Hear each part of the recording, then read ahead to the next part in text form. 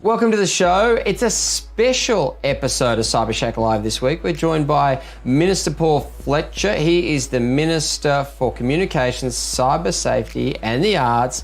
We are drilling into the NBN announcements made this week. As well as that, Geoff Quattromani is going to join us.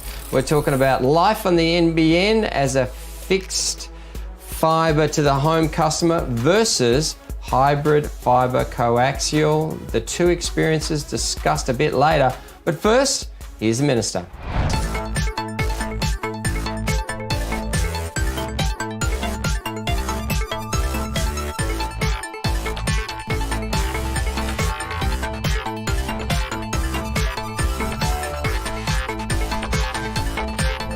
On the show today, I wanted to get a bit deeper into the NBN announcements that were made this week. Obviously, this is a major development in the money that's going to be invested in the NBN, but also the opportunity that customers across Australia who are accessing the NBN will be able to have their services amended and developed and potentially improved for many. The Minister, Paul Fletcher, has given us his time to have a good chat about what's going on. Minister, good day to you. Good to be with you. So look, let's get into some of this, because at the very start of this announcement, it's very clear that for regular punters, there seems to be a lot of talk about what you're doing here, whether it's good, whether it's bad, whether it's how it's going to affect them. Some are saying it's just what the Labor government was going to do. You're doing something similar. Maybe you could give us the key difference between the NBN build that you're working on now and the difference that you're making to the NBN from where it was last week and where it was, say, 5 years ago. Okay, well, what we announced yesterday was $4.5 billion to be spent by NBN Co to further upgrade the network. So let's start with where the network was, say, 10 years ago. And essentially it had just got started. It was under the previous government. They started to build it out. And what they said they were going to do was build fibre to the premises. So that's an optical fibre connection that goes all the way from the telephone exchange, strictly called the fibre access node, but we'll just call it the exchange, to the individual home.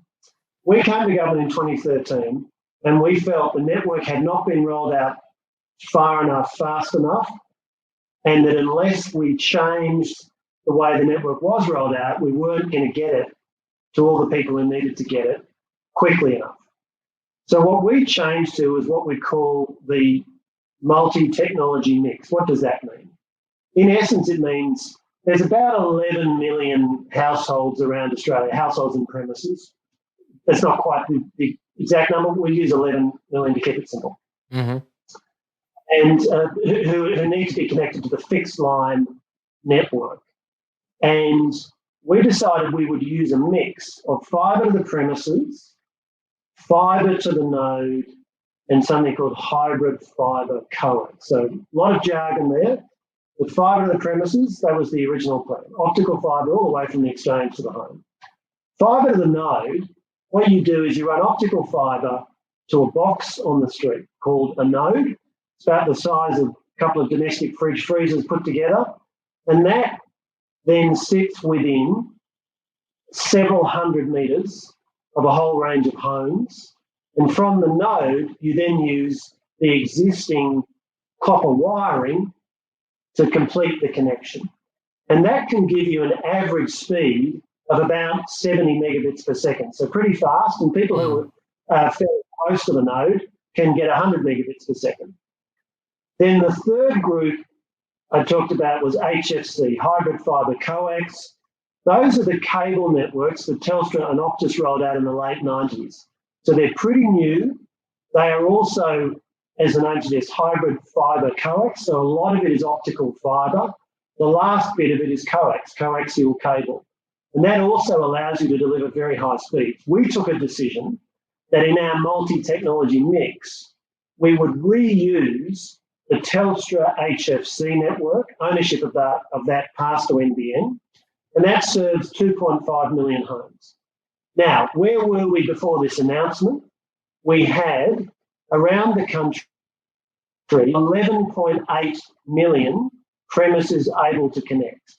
Now, take out of that the fixed wireless and the satellite, which is for people in regional and remote areas, and you're talking around that 11 million who are able to connect.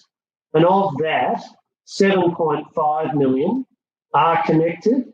If you take out, again, the fixed wireless and satellite, you're talking around 7 million or so, slightly over, connected to the fixed line network. And they're using a mix of, each of those homes is going to be connected to one of fibre to the premises, fibre to the node, or HFC. So in my case, I'm in Roseville on the North Shore of Sydney, not too far from where you live in St Ives. Correct. And in Roseville, and indeed a lot of the North Shore, NBN is delivered over the HFC. So we've taken that, we've upgraded it, so it now delivers better upload speeds than it used to. But so that's a big group of people, 2.5 million premises HFC. Roughly now of that, the total number of people able to connect to the fixed line, which as we say is around about 11 million, roughly 4 million are on fibre to the node. So one of the key things we announced yesterday is that we're going to take about half of that footprint, and we will say to people, and we'll be able to do this by 2023, if you want to order a really high speed, you can do that, and if we need to give you optical fibre all the way, we will. Let me just pause on that to talk about the relationship between the technology and the speed.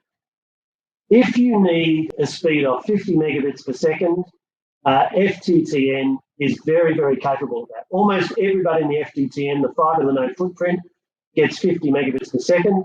As I've said, many can get 100 megabits per second, the average is about 70. So if you need 50 and you're in that footprint we've identified, and you call up and say, I want a 50 megabit per second plan, you'll call Telstra or Optus or TPG, whoever your provider is. They'll go through the process. They'll check with NBN. They'll look at all the computerized maps, and they'll come back and say, we'll give you 50. And by the way, we don't need to change the network that you're on. Mm-hmm. But if you call up and say, I'd like an ultra-fast service up to 1 gigabit per second, 1,000 megabits per second, then what we'll say is, what your RSP will say is, okay, we've checked with NBN, you're in the footprint, so yes, we will sell you an ultra-fast service. It's going to mean that we're going to be installing a fibre connection to your home. Here's the date for connection, probably 1 month, 2 months, 3 months. So for people who want really fast broadband, blazing fast broadband, the announcement yesterday means that we've greatly increased the proportion who can get those very, very high speeds, up to 1,000 megabits per second. Minister, what's the minimum very high speed that would get me connected to if I was in that kind of footprint? Is it 100? Is it faster than that? And how long do I need to be subscribing to that plan? Because I foresee some clever people out there saying to themselves, well, I want fibre. Maybe I connect to this plan for 3 months, for example, then roll back to a lower speed. Do you foresee that potentially occurring as well? As that's the second part of the question. What that will depend upon is how the retail service providers, Telstra, Optus, TPG, Optus, Dodo, choose to sell these very high-speed products. They may say, you'll need to take a 1-year contract or a 2-year contract. They may well choose not to. One reason that they may very well not do that is because NBN will not charge them a cost to build the fibre lead-in. So NBN will incur the expense if a customer has placed an order, but it's not going to charge the retailer, and in turn the retailer won't be charging the end user an upfront cost. Just as an indicator, that optical fibre lead-in probably costs about $1,500 on average.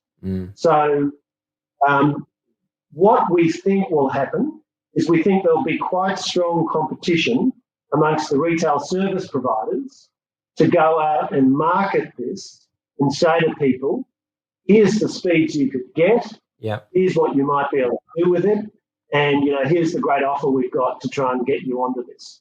Because the way the NBN work is, it's a wholesale network, and then we want the retailers to be competing vigorously.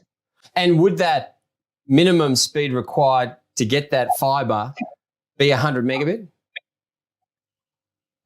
That's probably not a bad rule of thumb. The formal decisions haven't yet been taken. But put it this way, if you're wanting 100 megabit per second and you're in the fibre to the node footprint, today a percentage of people on fibre to the node can get 100 megabit per second, but there are certainly people on fibre to the node who can't. So if you're wanting 50, it's very unlikely that there would be a need to give you optical fibre all the way to the home. If you're wanting 250, it's pretty likely that there would be. If you're wanting 100, more likely than not. But NBN will be working through the details and working out what essentially the rules are, and that will be reflected in the way that the retail service providers market it to customers. And there'll be the marketing will be linked to essentially whether people are in a footprint that's eligible for that upgrade. Okay, and those maps are going to be updated very, very soon, I understand. One of the things that goes to the nature of the NBN is, and you've mentioned this, you're a wholesale network. You don't have the ability to instruct the retailer to act in a particular way. And we saw evidence of that earlier this year with Telstra saying that anyone on fibre to the node or fibre to the premises wouldn't be sold a 100 megabit plan, they'd sold a 50 megabit plan. One of the side benefits of what you're actually doing with this is that once again, those Telstra customers on fibre to the node, pending they are in the correct area, can once again order those faster speeds, correct? That is certainly true. So it's going to greatly increase the footprint of people who can order not just the 250 and above, but 100, given, as you rightly say, the particular approach Telstra has taken. Now, of course, one of the other things that we want to see happen is if Telstra doesn't want to sell a higher speed service, we'd like to see other retail service providers knocking on the customer's door and saying, well, you can have a 100 megabit per second service and we'll sell it to you. The other part of your announcement was talking about HSE customers as well. I mean, at the end of the day, you talk about the multiple mix. These customers are able to get 100 megabit speeds. Some of them, myself included, would like to go faster than that, but there needs to be work done at those points of node in the different suburbs across Australia where HFC is used. How quickly are we going to see that increased so speeds can go faster?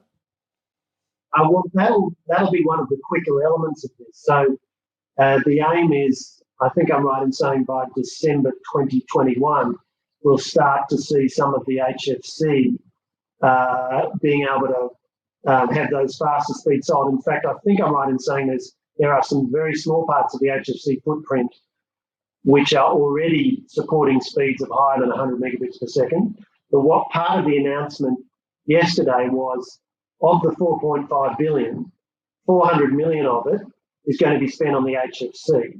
So 2.5 million premises across Sydney, Melbourne, Brisbane, I think it's mainly those three cities, that will make the cable, the HFC, capable of up to 1,000 megabits per second. One of the reasons why, going back to that decision we took in 2013 when we came to government, one of the reasons we wanted to keep using the HFC rather than scrap it, as the previous government proposed, was we knew the network had the capability for much faster speeds.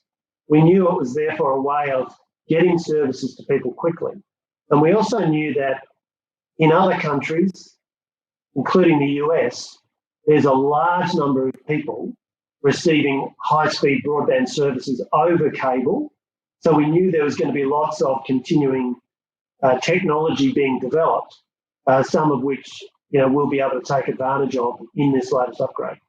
One of the things about living in Sydney today, and this is true across many capital cities, Minister, is that it costs a lot of money to buy a house. Whereas if you go out to regional Australia, you can get cheaper places to live, and with remote networking being obviously a feature of the next 10 years especially, more Australians are likely to be able to move to different regional communities. You've put in this package a focus on regional Australia. Are you going to roll that out fast enough for people though? You're right, there is a focus on regional Australia. So one of the things that we've said is, of the 2 million premises that will be in the footprint that will be able to order a home ultra-fast service, so up to 1,000 megabits per second, 950,000, almost half of them, will be in regional Australia. What we've also announced is $300 million that NBN will set aside as a fund for co-investment with state or local governments, or potentially the federal government, on other targeted upgrades. So what might that be? It might be that a developer in a local area says, around a regional town, I want to develop this estate with, or go back and upgrade existing services so that everybody's got fibre all the way, because that could be a selling point for development. This is a fund out of which those kinds of, NBN could co-invest in something like this. Also, business fibre. One of the elements of what we announced this week was $700 million for optical fibre for businesses, 240 what we're calling business fibre zones around the country, including 85 in regional Australia. And the idea there is that we want to make it easier for businesses that are interested in locating in a regional centre, be it a Port Macquarie, where we announced that part of the policy, or Rockhampton in Queensland, or Bunbury in Western Australia, Ballarat in Victoria, these kinds of towns. Businesses can locate there, get very high-speed business-grade services over optical fibre, and NBN will charge the same as is currently charged in the CBDs of our cities. At the moment, it's considerably cheaper to buy business-grade fibre in the CBD of Sydney than it is in Macquarie. So all part of, as we encourage people to relocate to regional Australia, it's also important that the jobs are there, and that means attracting the businesses. So there's a number of elements that I guess have come together in this announcement. Minister, where does a business end and a residence begin? Because a lot of people are running their businesses from home, especially at the moment, and that looks like a pattern that's going to continue. So if I am purchasing a home in one of these locations, which is earmarked for this business grade fibre, and I want to get the benefit of the same speed upload as download, and I'm prepared to pay, does that mean that I can get that service to my home if it's in that footprint, or does it have to be an office type building? I mean, what are you allowing and not allowing there? It's a good question, and it goes to a very important point you've made there, Charlie, which is a business-grade service is the same speed up and down. And for a consumer, if you're at home watching Netflix, you want very high speed down, you're probably not worried about high speed up. But if you're a business pumping out large volumes of data, having 30 people video conferencing at the same time or whatever it might be, you want symmetrical speeds. So business-grade fibre costs more than residential, but certainly we expect there will be some people who, the business fibre zones certainly encompass some residential homes, and we think there will be some businesses based there that will be prepared to pay the higher price for the symmetrical business grade with the higher upload time. So there's commitments as to the percentage of time the service is available, 99.99, all that kind of thing, which is a big deal if you're a business. Look, we'll be keen to sell this to anybody who's prepared to pay the market price for it. No doubt. The time is almost up today. I want to just very quickly touch on fixed wireless, because there's been talk about 5G in the community. Fixed wireless is one of the mechanisms in which you reach customers who are outside of those fixed line footprints. In the near future, is it possible for us to use a 5G spectrum to reach customers via a fixed wireless NBN service? Is that something that you're looking to do? Well, certainly we do, continue to keep under review the various technology paths that are available across all parts of the NBN, including fixed wireless. As you know, fixed wireless is for regional areas. So typically it's going to be, if you've got a country town like a large centre like Dubbo, centre of Dubbo, suburbs are going to be fixed. But then around that, the band around that, sort of 10, 20, 30 kilometres, is fixed wireless.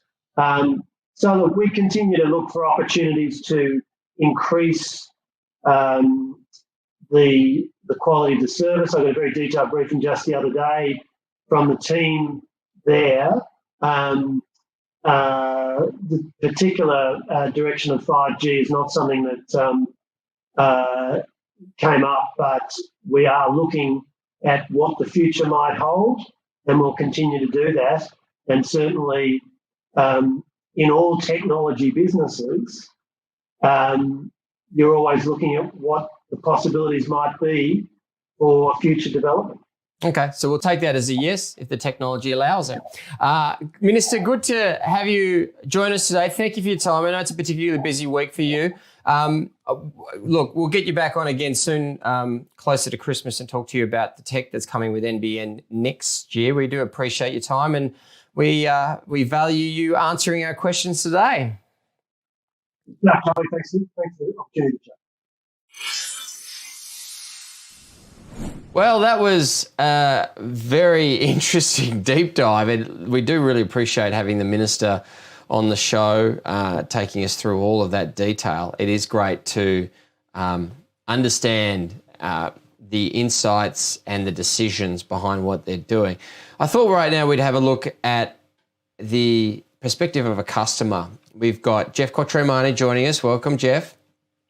Hey, Charlie.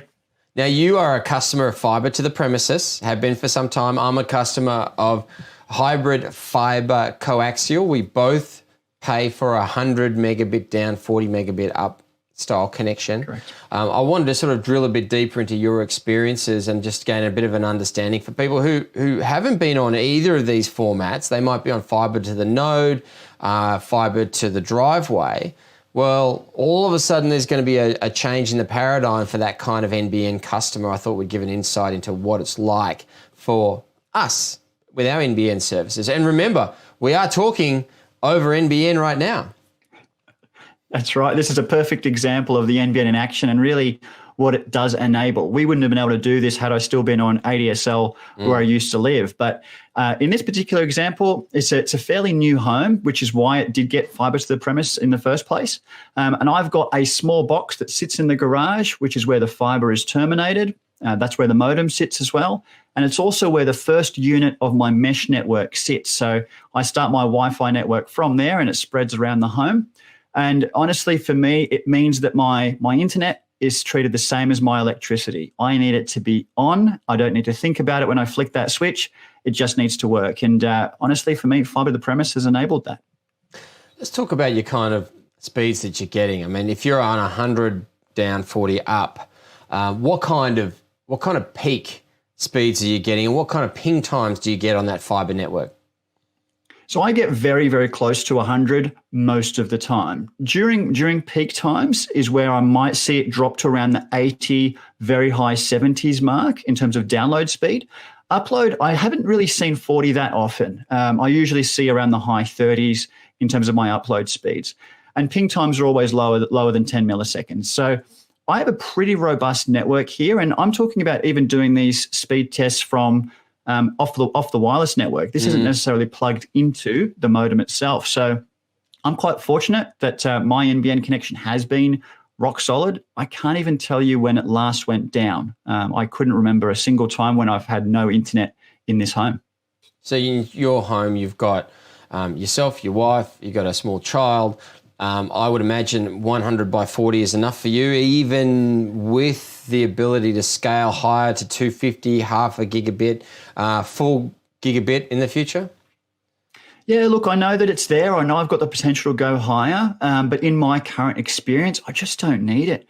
When I want to do a video call, it happens instantly. When I want to stream 4K content over Netflix, it just works. So I don't have an issue around buffering, so I don't feel that I need to upgrade. But I know that as we start to potentially do 4K live shows, then I might need to think about getting more bandwidth. Or if I am downloading very large files and need them rapidly, then I might need to do that as well. But in my current situation with as many people we have in the home as well, I certainly don't see the need to go higher.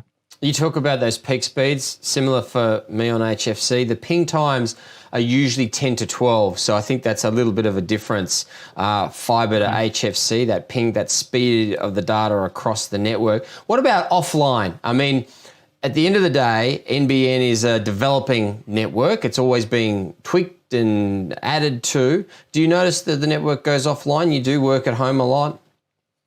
Yeah, look, I've been working from home since March, and if the internet goes down here, expect a big panic. My mobile reception in the home is terrible, so I don't really have that as an option to tether from. So if my internet does go down, everyone would know about it. And to be honest, I haven't had a day where I've not been able to work even for 5 minutes. My internet here is very lucky that I haven't had dropouts. The area that I live in is fully established now, so I don't expect there's any works happening around the NBN. It should be all completed. So I can't imagine why there would be an outage unless something went wrong in a pit, or if there was some sort of construction work where someone was building a home and they cut the fibre or something like that. But no, I'm very lucky, Charlie. I haven't had a single outage. Average price bracket, you don't have to tell us exactly what you're paying, but around about per month, what are you outlaying? Yeah, so I pay $79 per month because I don't sign up to the unlimited downloads. I want the highest speed, but 500 gigs of downloads is what I'm happy with. I rarely exceed it, even though I stream everything. I don't own any CDs. I don't have any DVDs in the house. So everything that I need to listen to or watch is streamed. And 500 gig is enough for me. All right. Second interview today that we've done across the NBN network, and no dropouts. That's 100% so far. Geoff Quattromani, tech expert, friend of the show, NBN customer on fibre to the premises. Thanks for your time today. Thank you, Charlie. Hopefully that discussion with the Minister cleared up some of your questions today about NBN and what they're doing at the moment. A lot of opportunities in there. Some of you are going to like it, some of you aren't. We will speak to the Minister again in the not too distant future. We really value his time coming on a show like this and giving us his insights into what is going on with the NBN. Geoff Quattromani as well will join us next week. Lots more coming in that show. Comments and questions below. We'll see you next week.